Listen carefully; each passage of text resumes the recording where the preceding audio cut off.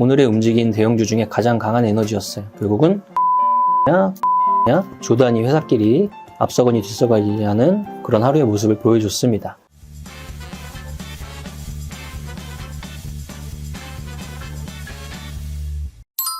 몽방님 안녕하십니까. 안녕하세요. 밸런스 티 입고 계시네요. 주더라고요. 이거 밸런스 티가 4개인가 됐어요 벌써. 이거 이 추세대로라면 10장 정도는 만들 것 같습니다. 강연은 잘 끝났죠? 네. 오늘은 시장이 소강 상태를 보였어요. 여러 가지 이벤트가 이제 산재에 있는 구간을 들어서고 있는데요. 우리의 바람대로 거대 낙폭에 따른 반등이 조금 일찍 시작됐으면 좋겠습니다. 한번 볼까요? 코스피는 2310 마감했고요. 일단 양선 마감했습니다. 오늘의 봉이 전 일자 모습과 완전한 장악형을 나온 하루는 아니었지만, 한 가지는 일단은 현물 시장에서 주식을 과매도하는 이 양은 많이 줄어들었다, 이런 건 느낄 수 있는 하루였던 것 같아요. 거꾸로 기관이 됐든 외국인이 됐든 현물 시장을 좀 매수를 쭉 해주면서 신호를 한번 보여주면은 마음이 한 번 더 안정화될 것 같은데, 일단은 많은 금액이 이제 출회되거나 이런 분위기는 오늘이 조금 잦아드는 날이었습니다. 그래서 2310 마감했고요. 코스닥은 1.15% 마감했습니다. 757. 과매도라는 게 과하게 매도했다는 뜻이잖아요.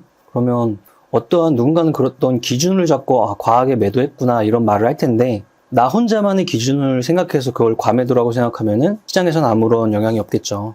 그래서 보통은 특정한 보조지표를 이용한다든지, 아니면 신용이 얼마나 이제 시장에서 빠져나가는지 체크한다든지, 여러 가지 방식을 사람들이 쓰는 거예요. 여기 그 중에 하나인 보조지표, 추세가 CCI든 RSI든 본인들이 보는 과매수, 과매도 지표들이 있을 거예요. 그러면 현재 이렇게 보면은 시장의 하방 압력은 있는 상태에서 이때 구간은 RSI가 과하게 매도한 상태의 저점이 이번 과하게 매도한 저점보다 낮죠. 앞에가. 뒤에가 좀 더 높죠. 그러면 이렇게 안 보이는 직선을 그으면 천천히 15도 각도로 우상향하는 기울기가 보여질 것 같아요. 그리고 주식은 아직 하방 압력 속에서 우하향하고 있는 모습이죠. 우리가 이런 거를 흔히들 다이버전스라고 하죠. 시장의 주가와 이런 보조지표 간의 상이한 모습이 조금씩 나올 때는 이제 조금씩 방향 설정에 대한 변화가 일어날 수 있는 것인가 없는 것인가 조금씩 체크를 해보는 겁니다. 주가도 마찬가지예요. 특정한 종목이 예를 들어서 시장이 좋아서 우상향을 하고 있어요. 쭉 올라가고 있는데 RSI 지표가 걔는 거꾸로 과매수 단계에 들어섰겠죠.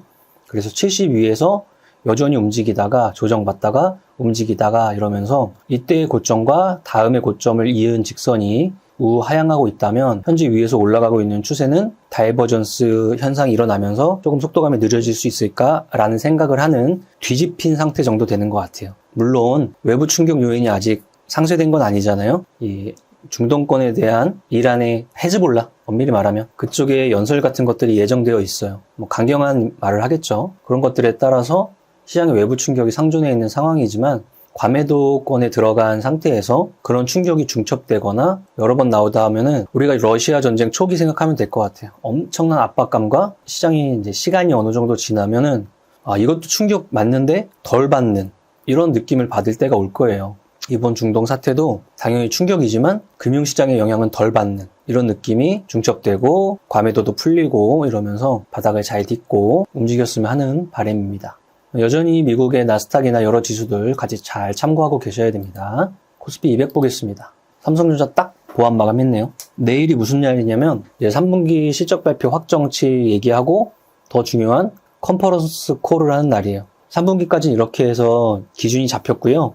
저희가 4분기, 그 다음에 내년 어떤 식으로 방향 설정을 하고 열심히 일을 해보겠습니다 라고 발표하는 날이에요. 그래서 반도체 안에 여러 가지 섹터들, 디램이나 낸드나 얘는 좀 더 많이 좋아졌고 얘는 아직은 조금 더 회복이 필요해요. 로어 사업은 이렇게 하고 있고요. HBM, 시장이 지금 관심 있는 HBM은 어느 속도감으로 어느 캐파로 준비를 하고 있어요. 어떻게 투자할 거예요 라는 가이드라인을 말해주는 날이니까 내일 그 시장의 소식이 좋은 영향을 받아서 지수를 끌어당겼으면 좋겠습니다. 그리고 그 다음날 바로 FOMC 시작.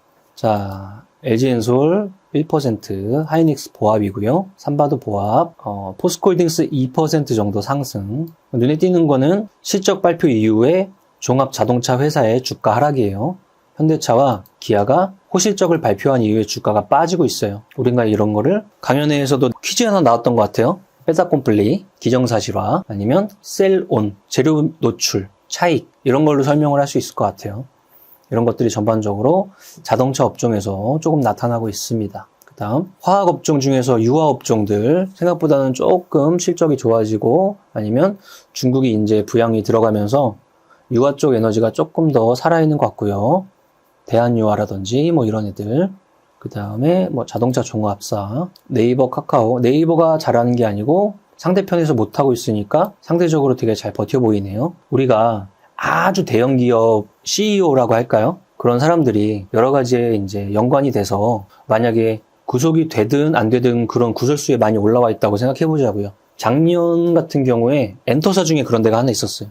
어디였어요? 사장이 막 구속될 뻔했잖아. 3사 중에. YG? 그렇지. YG. YG가 구속이 되네 안 되네, 양현석 구속이 되네 안 되네 하면서 거의 3개월 동안 30% 이상 또 떨어졌을 거야. 원래 이렇게 떨어져 있었는데 구속되네 되네 안 되네 3개월 동안 주가가 30% 더 빠졌거든요. 그리고 그 자리에서 100% 이상 올랐죠. 올해. 그렇죠? 그러면 카카오가 그런 상태에 지금 다다르고 있는 것 같긴 해요. 김범수 의장이 왔다 갔다 하고 있어요. 불려나가고 있는데 굴지의 기업이 당연히 노출이 돼요. 그런 식으로 노출이 되는데 우리가 그거는 삼박자 분석에 질적 분석이라는 개념을 탑재를 했을 때 어느 정도 생각을 해볼 수 있는데 말 그대로 그런 것들이 다 노출된 가격이 반영된 가격이 얼마냐 이건 우리가 알 수는 없어요. 하지만 밴드 정도는 설정해 볼 수 있는 거죠. 한 여기와 여기 대략 우리가 이런 전략을 펼쳤을 때 하방으로는 한 마이너스 30% 정도가 보여.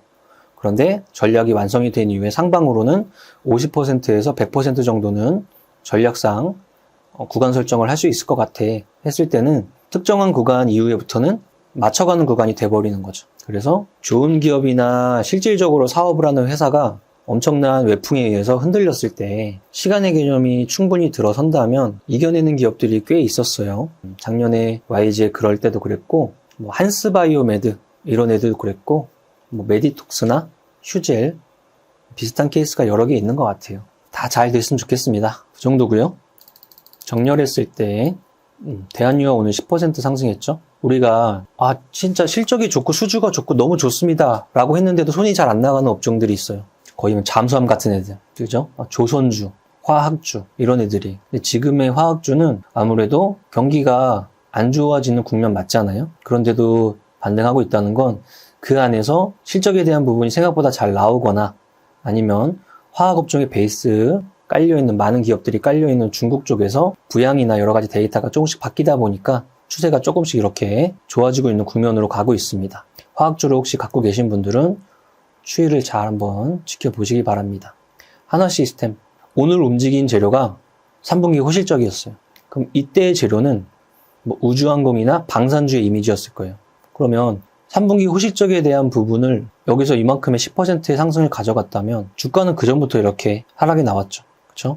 실적 보고 움직이는 라인이 아니었던 때와 실적 때문에 움직인 때. 그런데 벌써 이 주가 추이 속에서 특정 섹터는 이렇게 매도를 하면서 챙겨나가기 시작했고 실적에 대한 부분이 어느 정도 노출이 되니까 천천히 다시 들어오고 이런 현상이 나오고 있는 거죠. 그에 반해서 개인들은 주가가 하방으로 압력이 커지면서 차트 분석상으로도 매도에 대한 신호가 중첩되거나 주가가 빠지거나 할 때마다 물타기를 들어가니까 이렇게 실적이 올라왔는데도 본전만 오면 팔아야지 본전만 팔아야지 그런 마음이 계속 나올 수밖에 없는 거죠. 개인들 스마트해지고 있어요. 근데 그 전체로 보면은 스마트 공부하고 우리처럼 우리 유튜브나 밸런스 투자 아카데미 회원분들처럼 공부하는 우리 개인들은 극소수에 불과하다고 생각합니다. 그런 분들은 연차가 지나고 지날수록 데이터가 깔리면서 지금 마이너스 20, 30%라도 10%, 10% 어느 순간에 보합, 어느 순간에 양전하면서 연속적인 데이터가 나올 거라고 생각합니다. FNF도 마찬가지 패턴이에요. 3분기 실적 잘 나와서 7% 반등한 거예요. 그냥 그 전에 액션은 나오는 거죠. 다음 롯데케미칼이나 효성 TNC, 금호석유, 대한유화 다 유화라인들. 많이 빠진 건 삼성 엔지니어링. 여기도 추세 속에 한 방이 더 나왔죠. 추세라는 것도 어느 정도 잘 읽어낼 줄 알아야겠죠. 여기 한번 체크해 볼까요? 다 지우고 요런 밴드에다가 살짝 이렇게 그어 볼까요? 자, 저 자리 가면 어떤 마음이 드냐면 추세 추종하는 사람은 하방 압력이 저기 저점 깨지면 박스권 이탈로 하방 압력이 세질 수도 있겠다. 이런 생각. 근데 반대의 포지션을 갖고 있는 사람은 여기 지지 나오겠다. 미리 사야지. 이런 생각을 같이 가져가는 저런 밴드인 거예요. 그래서 데이터대로 행동했으면은 물타기를 들어가면 안 되는 데이터니까 당연히 안 돼야 되는데, 이렇게 오늘만 보면은 오늘 12% 하락 속에 외인 기관 가지고 있던 물량도 더 던지고 개인만 쭉 들어왔죠. 우리는 이런 함정에 빠지면 안 돼요. 호텔신라 시적에 대한 부분 깨지면서 떨어졌습니다. 오늘 며칠이죠? 오늘 30일이요. 몇 월? 10월. 우리는 우리의 머릿속에 대한 시간 개념은 벌써 어디로 가 있다? 겨울. 내년? 그렇지. 그렇게 가 있을수록 맞다. 2024년 한 2분기 정도의 생각을 가지고 있는 게 좋다. 과거에 대한 결과로 펼쳐졌을 때는 값이 다 노출이 된 거다. 항상 땡겨서 생각하자. 몇 번 우리 이야기했던 것 같아요. 자동차 업종도 많이 빠졌고요. 슬로해지는 게 보였어요. 대장주에서 얘네가 이런 식으로 세게 맞기 전부터 대장주에서 힌트를 주고 있었어요. 그 다음 거래대금입니다. 삼전보다 많이 나온 거 있다 없다? 없다. 쏘쏘한 날이었다. 인버스 ETF도 쏘쏘한 날이었다. 방향성이 아직 강화냐 변곡이냐 나오지 않았으니까 그냥 추세대로 있는 중. 하이닉스도 보합. 로보틱스 진짜 오랜만에 27% 상승. 오늘의 움직인 대형주 중에 가장 강한 에너지였어요. 결국은 레인보우냐 두산 로보틱스냐 조단위 회사끼리 앞서거니 뒤서거니 하는 그런 하루의 모습을 보여줬습니다. 그 다음 포스코홀딩스, 에코프로, 2차전지 양극재 라인들 일부 반등했고요. 흥구석유나 극동유와 GS 이런 애들은 아무래도 두려움 때문에 유가가 튈 거야 라는 그런 움직임 때문에 올라온 케이스가 될 것 같고요. 그 정도입니다. 자, 30시장 보죠. 상한가 일단 한 개네요. 굉장히 약한 날이었고, 한국석유가 일단 상한가 하나입니다. 한국석유니까 그냥 뭘로 보면 되죠? 굴화, 전쟁. 그쵸. 그런 쪽 이미지로 움직였겠죠. 두 번째가 두산 로보틱스. 강한 상승이 한번 일어났고요. 중앙이노비스, 마찬가지. 흥구석유도 마찬가지. 대성에너지, 마찬가지. 극동유화도 마찬가지. 거꾸로 또 보면 한일단조, 방산주. 총알이 부족해요. 탄도가 부족해요. 부족하니까 가격이 올라요. 이런 로직도 들어가고 있고요. 그 다음 하나시스템, 방산 실적 잘 나왔어요. 하지만 우리의 시선 항상 빠르게 움직여야 됩니다. 메디아나 메가이CS, 중국 영유아 대상 폐렴 같은 것들이 심상치가 않아요. 이제 겨울이 다가오니까 그런 에너지들 속에 있는 인공호흡기나 의료기기 아니면 항생제, 감기약 이쪽 라인들. 다음 두산 로보틱스가 움직이니까 로봇 관련주가 오랜만에 반등할 수밖에 없었습니다. 에브리봇 마찬가지고 아시아나 IDT, 금호아시아나 그룹주 화물 부분을 뚝 띄어서 팝니다.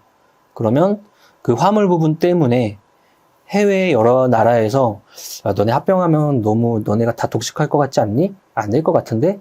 라고 단서를 달았던 게 화물 부분이었다면 우리가 띄어 팔을게 라고 해서 띄어 팔았을 경우에 니들이 또 어떻게 합병을 반대할 건데, 그래서 우리는 합병할 수 있지 않을까? 라는 기대감이 들어가는 날이었어요. CCS는 정치, 총선 이쪽 라인들인 것 같고요. 상상이증권은 아까 우리 서두에 이야기했던 YG나 카카오권처럼 라인펀드 사태 때 주식을 담보로 사업을 하는 저축은행을 여러 개 끼고 있는 상상인 그룹주 내에서 법적인 분쟁이 나왔기 때문에 대주주가 적격 심사를 받게 됐어요. 내가 이 회사를 키워서 내 건데 법적으로 나한테 내 지위를 박탈하겠대요. 그래서 그럼 이 회사를 누가 가져갈 거야? 어디가 가져갈 거야? 이런 이야기 조금씩 나오다 보니까 툭거리면서 움직이고 있습니다. 트렌드예요. 예전 같으면 우리가 CEO 분석을 많이 하진 않았어요. 근데 트렌드상 질적 분석을 너무 안 하는 것보다는 과거 이력이나 현재 수장의 여러 가지 이제 과거 뉴스 같은 것도 한 번씩 체크하는 게 좋죠. 그 정도의 모습입니다. 자, 오늘 정리합니다. 딱 일단은 위도 아래고 아니도 알고 딱 대금도 좀 줄고 이런 상태로 마감했다. 외부의 충격이 아직 확산될지 줄어들지 모른다. ING 중이다. 그리고 일정으로 보면 내일은 삼성전자 컨퍼런스 콜이다. 그 다음 일은 FOMC가 시작된다. 동결기조로 예상하고 있다. 동결기조는 시장의 결과값이 너무 퍼센트가 높기 때문에 거짓 맞을 것 같고, 얼마나 파월 입에서 매파적인 추가적인 발언을 더 하느냐 안 하느냐 정도로 가이드를 잡고 있습니다. 지수가 뾰족한, 예전에 빗살무늬 톡이 기억나요? 네. 그런 모양으로 올라가면 너무 좋겠지만 둥그렇게 올라가도 좋아요. 일단 둥그렇게 올라가는 이 바닥 부분이 진짜 너무 길지만 않으면 이렇게 올라가면서 시장의 센티나 사람들의 마음도 어느 정도 안정화가 되거든요. 이렇게 올라오면 금상첨화지만 이렇게 올라가도 된다. 그렇게 이야기를 하고 싶네요. 여기서 여기까지 밴드는 그거는 진짜 뭔가 진짜 세게 한 방 때려 맞았을 때 추가적인 뭔가 그런 요인이 아니면 한 방에 올 자리는 아닌 것 같습니다. 근데 숫자로 치면 7% 플러스 마이너스 7% 내외 정도 되는 자리인데 올 수 있는 자리긴 맞아요. 하지만 한방 자리는 아니니까 그동안 우리가 추이를 조금씩 데이터를 추적하다 보면은 V자 빗살 문인지 U자인지 아니면 밑에 밴드를 위협하는지 충분히 체크할 수 있을 겁니다. 주말 내내 오랜만에 꿀잠을 자고 마음 편하게 시장을 봤는데요. 조금씩 회복하리라 생각하면서 오늘 장마감은 맞춰보겠습니다. 노래. 사람들이 강연회 때 그랬어요. 노래가 너무 기계적이다. 수동적이다. 자, 노래 부르겠습니다. 하나, 둘, 셋, 넷. 나는 10년 안에 1000억 부자 될 거야. 화이팅! To survive the stock market, we need to learn our ways. I see you. 아, 더워. 이렇게까지 해야 돼? 세금 신고 부탁드려요. 알겠습니다. 세무사는 거들 뿐. 세금 신고 완료.